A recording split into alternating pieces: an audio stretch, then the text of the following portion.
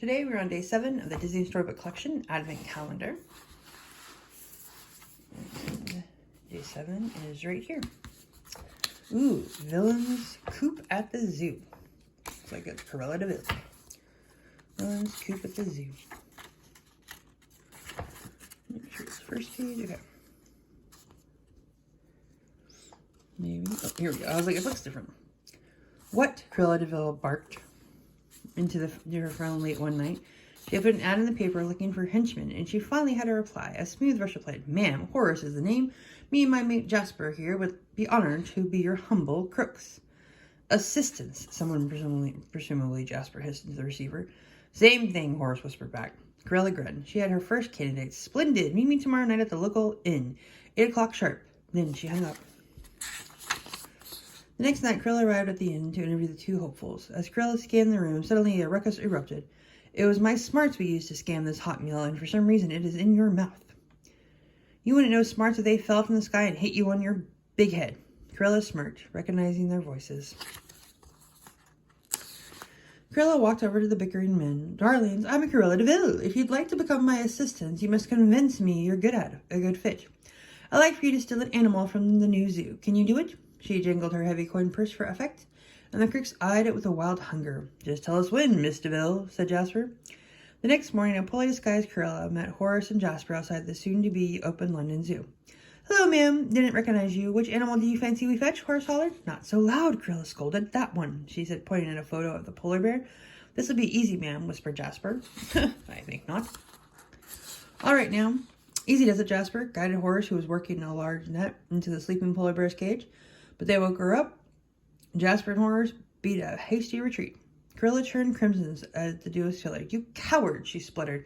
"Sorry, ma'am," said Horace. "What about a smaller animal? A cheetah, perhaps?" Cruella grilled at them. Finally, she sighed. "I do have a soft spot for spots." Cruella decided to join them and watch the slow-witted crooks struggle with their fast cheetah. Cruella grew even more furious. You fool," she growled. "I've just about had it with you two." Next, Horace and Jasper decided to try and fish themselves a catch, but the dolphin proved to be a bit slippery.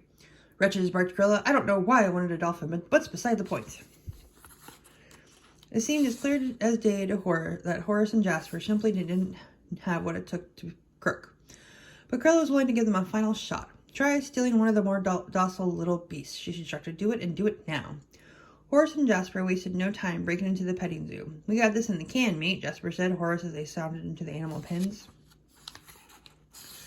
But then a baby llama spit in their face, a piglet chased them into the mud, and the ducklings pecked at them in the pond. "It hurts, howled Horace. "I can't stand it no more," Jasper said, weeping.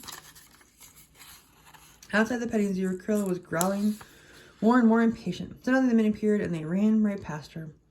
"Stampede," yelled Jasper. "Run," shouted Horace. Cruella waited for the massive beast who had inspired the level of terror and Horace and Jasper to arrive. But all that scampered into view were very little fuzzy ducklings, small putty piglets, sweet baby llamas, and baying baby goats.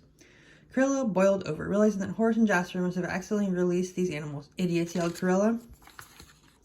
Cruella had finally had enough of Horace and Jasper hijinks. She looked around. What an utter disaster. One animal would be fine, but she didn't want the police on high alert because someone had stolen the entire petting zoo.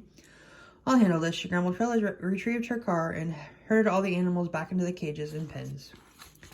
"My car, it's filthy. You are good for nothing. You can't even fix your own mess. Didn't I mention I hate getting my hands dirty?" Cruella roared at the Horace and Jasper. "This is the last time I ever work with you. You idiots," Horace suggested. "Complete imbeciles," Jasper offered.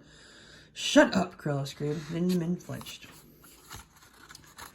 A little while later, Cruella sagged up the stairs to her room at the manor. She opened the door and her jaw instantly dropped. Her bedroom had been completely transformed. The furniture had all been uncovered and everything sparkled like new. Just then there was a tap on her door. Horace and Jasper were standing in the entry. "Now, you don't have to get your hands any dirtier than they already are," Horace burst out. "We can fix up our own messes, but we sure can fix up yours, miss," added Jasper. "You did, didn't you? Well, you did a rather mediocre job," but Cruella couldn't fight a sly smile. "It's nice to have company here. It can get a bit lonely." "Oh, fine. I'll have you two as my assistants." Horace and Jasper smiled as Cruella flopped out on her freshly made bed, dirt and all.